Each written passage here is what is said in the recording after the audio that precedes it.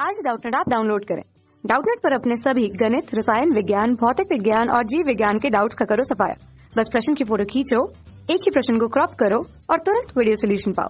अभी डाउनलोड करें। नमस्कार दोस्तों, हमारा प्रश्न है कि निम्नलिखित यौगिक को द्विध्रुव आघूर्ण के बढ़ते हुए क्रम में व्यवस्थित कीजिए। तो दोस्तों यहाँ पर हमें कौन कौन सा दिया गया है? टॉल्यूइन, एम डाई क्लोरोबेंजीन, ओ डाइक्लोरोबेंजीन और पी डाइक्लोरोबेंजीन, जो कि हमारी क्या होती है?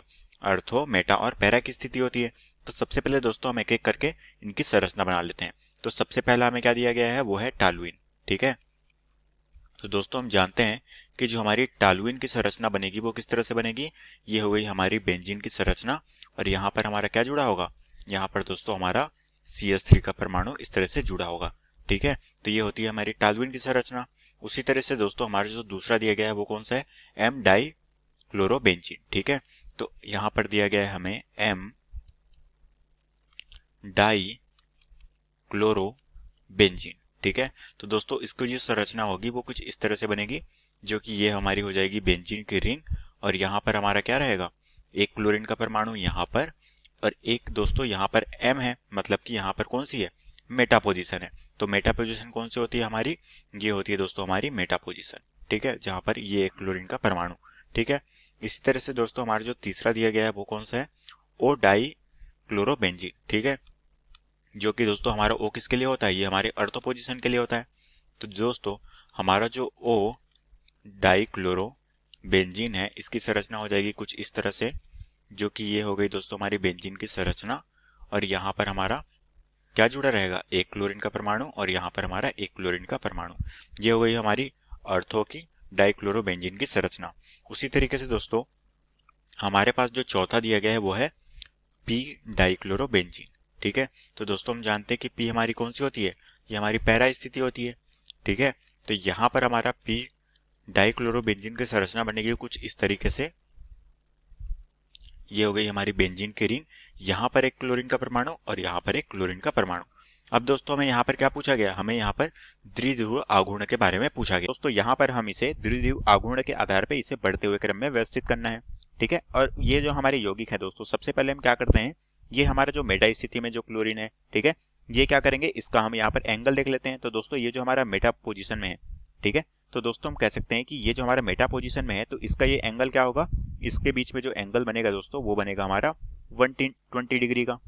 ठीक है, तो हम कह सकते हैं कि यहाँ पर कितने का होगा? 120 डिग्री का। उसी तरह से दोस्तों ये जो हमारा अर्थो स्थिति है, अर्थो स्थिति में एंगल कितने का होगा दोस्तों? ये होगा हमारा 60 डिग्री का। ठीक है, और उसी तरह से दोस्तों ये जो हमारा पैरा स्थिति पे है, यहाँ पर क्या होगा दोस्तों? यहाँ पर हमारा जो क्लोरीन है ये क्या करेगा दोस्तों? ये यहाँ से इस तरफ से और यहाँ से ये इस तरफ से होगा, तो ये एक दूसरे को क्या करेंगे? प्रतिकर्षित करेंगे। तो यहाँ पर जो हमारा द्विध्रुव आघूर्ण है इसका मान यहाँ पर क्या हो जाएगा? इसका मान यहाँ पर होगा 0। ठीक है, तो हम कह सकते हैं कि यहाँ पर जो हमारा द्विध्रुव आघूर्ण है इसका मान यहाँ पर क्या हो जाएगा? इसका मान यहाँ पर 0 हो जाएगा। ठीक है, अब दोस्तों हमें बताना है कि ऑर्थो और मेटा इन दोनों में सबसे ज्यादा किसका होगा? तो दोस्तों हम जानते हैं कि यहाँ पर जो हमारा फॉर्मूला होगा आर नेट का जो फॉर्मूला बन जाएगा R net is equal to, ये हमारा फार्मूला क्या हो जाएगा? ये हो जाएगा हमारा अंडर रूट ऑफ, ये हो गया हमारा आर का स्क्वायर प्लस आर का स्क्वायर प्लस यहाँ पर क्या हो जाएगा? 2r का स्क्वायर और साथ में यहाँ पर माफ कीजिए दोस्तों 2r का स्क्वायर और साथ में यहाँ पर क्या होगा? cos फाई हमारा क्या है? एंगल है। ठीक है, तो ये हो गया हमारा cos फाई। अब दोस्तों एंगल के हिसाब से अगर देखा जाए, हम अर्थो स्थिति के लिए देखते हैं, तो दोस्तों अगर हम अर्थो के लिए देखें तो यहाँ पर एंगल हमारा क्या बन रहा है? 60 का। ठीक है, तो अगर दोस्तों यहाँ पर हम cos की वैल्यू 60 रखेंगे तो यहाँ पर हमारा क्या आ जाएगा? यहाँ पर हो जाएगा हमारा इस तरीके से। ठीक है, यहाँ पर हमने यहाँ पर क्या रख लिया? 60 रख लिया, तो ये आर स्क्वायर क्या हो गया? 2r square. अब साथ में दोस्तों ये हो गया हमारा 2r स्क्वायर और यहाँ पर हमारा क्या हो जाएगा? cos 60 हमने रख लिया। अब दोस्तों cos 60 की वैल्यू क्या हो जाएगी? यहाँ पर हो जाएगी हमारी 1/2। ठीक है, और 1/2 हो जाएगी दोस्तों, ये हमारा 2 यहाँ से क्या हो जाएगा? कट जाएगा। अब यहाँ से हमारा क्या आ जाएगा? ये हो जाएगा 2r स्क्वायर प्लस यहाँ पर हो जाएगा 2r स्क्वायर इंटू 1/2। ठीक है, अब दोस्तों ये हमारा 2 और ये हमारा 2 कट गया यहाँ से। अब दोस्तों यहाँ से हमारा क्या आ गया? यहाँ से आ गया हमारा √3r स्क्वायर। ठीक है, तो ये हमारा r यहाँ से बाहर निकल जाएगा और क्या आ गया? √3r आ गया है हमारा पास। ठीक है, इसी तरह से दोस्तों अगर मैं बात करूं, हमने यहाँ पर अर्थो के लिए निकाली, वैसे ही हमने मेटा के लिए निकाल लेते हैं जो कि 120 का एंगल है। तो दोस्तों यहाँ पर हमारा जो आर नेट है, ठीक है, इसी फॉर्मूला में हम रखेंगे दोस्तों, तो ये हमारा क्या हो जाएगा? इस तरह से 2r स्क्वायर प्लस ये हो जाएगा 2r²। अब दोस्तों यहाँ पर हमने क्या रख लिया, cos की जगह में 120 रख लिया। अब दोस्तों हम जानते हैं कि cos 122 की वैल्यू क्या होती है, -1/2। तो यहाँ पर क्या हो जाएगा, यहाँ पर हो जाएगा हमारे पास इस तरीके से 2r² प्लस ये हो जाएगा 2r इंटू हमने क्या रख लिया, -1/2। तो ये 2 और 2 कट गया, तो ये हो गया हमारा माइनस। ठीक है, तो यहाँ पर क्या आ गया, माफ कीजिए दोस्तों, ये हमारा r² के तौर पे है ना। तो ये माइनस हो गया, तो माइनस यहाँ पर हो जाएगा। तो यहाँ पर क्या हो जाएगा, ये हो जाएगा हमारा 2r² माइनस r²। तो यहाँ से हमारा क्या आ जाएगा, यहाँ से हमारा रिजल्टेंट आ जाएगा r। रूट से हमने बाहर निकल लिया, क्योंकि यहाँ पर हमारा क्या हो गया r², तो यहाँ से क्या निकल जाएगा, r निकल जाएगा। अब दोस्तों हम देख पा रहे हैं कि यहाँ पर हमारा जो है द्विध्रुव आघूर्ण ये किस में ज्यादा होगा, वो दोस्तों यहाँ पर हमारा √3 से इंटू हो रहा है, मतलब कि इसका वैल्यू क्या होगा, ज्यादा होगा। और ये वैल्यू हमने किसके लिए निकाली है, 60 डिग्री एंगल के लिए। 60 डिग्री एंगल हमारे किसका होता है, अर्थो का होता है। तो हम कह सकते हैं कि यहाँ पर हमारी जो अर्थो है, ठीक है, अर्थो इसका क्या हो जाएगा, इसका हो जाएगा सबसे ज्यादा होगा द्विध्रुव आघूर्ण। ठीक है, उसी तरह से दोस्तों यहाँ पर हमारा जो है इसके पश्चात हमारा किसका होगा, इसके पश्चात होगा हमारा जो हमारा मेटा पोजीशन पे है, ठीक है, जिसमें 120 का एंगल है। तो हम कह सकते हैं कि यहाँ ये हमारा क्या हो जाएगा, मेटा पोजीशन का होगा, वो दूसरे नंबर पे आ जाएगा। तो हम दोस्तों यहाँ पर इस तरह से नंबर के रूप में अंकित कर लेते हैं। सबसे ज्यादा कौन सा होगा, सबसे ज्यादा होगा दोस्तों हमारा, सबसे ज्यादा हमारा कौन सा होगा, जो एंगल है हमारा O, ठीक है, अर्थो स्थिति का सबसे ज्यादा हो जाएगा। उसके पश्चात हमारा कौन सा होगा, मेटा स्थिति का। ठीक है, तो ये होगा दूसरे नंबर पे।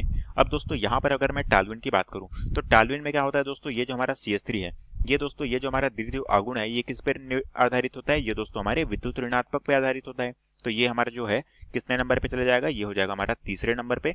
अब दोस्तों हम जानते हैं कि यहाँ पर हमारी जो पैरा स्थिति है, यहाँ पर तो क्या हुआ, यहाँ पर हमारा शून्य हुआ, तो ये हमारा कौन से नंबर पे आ जाएगा, चौथे नंबर पे। अब दोस्तों यहाँ पर हमें बोला गया है बढ़ते क्रम में, ठीक है, तो हम दोस्तों यहाँ पर इसे बढ़ते क्रम में व्यवस्थित कर लेते हैं द्विध्रुव के आधार पे। ठीक है, तो यहाँ पर दोस्तों इसका बढ़ता क्रम कौन सा हो जाए, तो दोस्तों बढ़ते क्रम में अगर मैं व्यवस्थित करूँ तो सबसे ज्यादा किस में है, सबसे ज्यादा है हमारे अर्थो वाले पे। ठीक है, और अर्थो वाला कौन सा है, तीसरे नंबर पे है। तो ये हमारा हो गया इस तरीके से, हम इसे इस तरह से रोमन अंकों में लिख लेते हैं, थर्ड नंबर का सबसे ज्यादा होगा। उसके पश्चात हमारा कौन सा होगा, उसके पश्चात दूसरे नंबर का, जो कि हम रोमन अंकों में इस तरह से लिखेंगे, दूसरे नंबर का। उसके पश्चात हमारा कौन सा होगा, तीसरे नंबर का, जो कि है टाल्विन। ये हमारे कौन से नंबर पे है, पहले नंबर पे। उसी तरह से सबसे कम किसमें होगा, वो होगा हमारे पैरा स्थिति में, जहां पर क्या है, द्विध्रुव आघूर्ण का मान 0 है। तो ये हो गया हमारा चौथे नंबर का। ठीक है, तो ये होगा दोस्तों हमारा बढ़ते क्रम में, हमने इसे व्यवस्थित कर लिया। अब दोस्तों हम सही विकल्प देखते हैं कि कौन सा विकल्प यहाँ पर सही होगा। सबसे ज्यादा किसमें है, थर्ड में है, तो थर्ड है यहाँ पर। उसके पश्चात है सेकंड, उसके पश्चात है यहाँ पर फोर्थ। तो यहाँ पर फोर्थ को हमें तीसरे नंबर पर बोला गया है, तो ये ऑप्शन हमारा गलत होगा। उसी तरह से इस ऑप्शन की बात की जाए दोस्तों, तो यहाँ पर है थर्ड, उसके पास है सेकंड, उसके बाद है फर्स्ट, उसके बाद है फोर्थ। तो ये ऑप्शन दोस्तों हमारा बिल्कुल सही होगा यहाँ पर। ठीक है, उसी पश्चात यहाँ पर है दोस्तों सेकंड को बोला गया है, तो ये ऑप्शन गलत होगा। यहाँ पर थर्ड के बाद फर्स्ट को बोला गया है, तो ये ऑप्शन हमारा गलत होगा। अब दोस्तों यहाँ पर जो हमारा ऑप्शन बी है, ये हमारे प्रश्न का बिल्कुल सही उत्तर हो जाएगा। तो आशा करता हूँ दोस्तों आपके प्रश्न समझ आया होगा। धन्यवाद। कक्षा 6 से 12वीं से लेकर नीट, IIT, JEE वो एडवांस के लेवल तक 1 करोड़ से ज्यादा छात्रों का भरोसा। आज ही डाउनलोड करें डाउटनेट ऐप या व्हाट्सएप करें अपने सारे डाउट्स 8400 400 400 पर।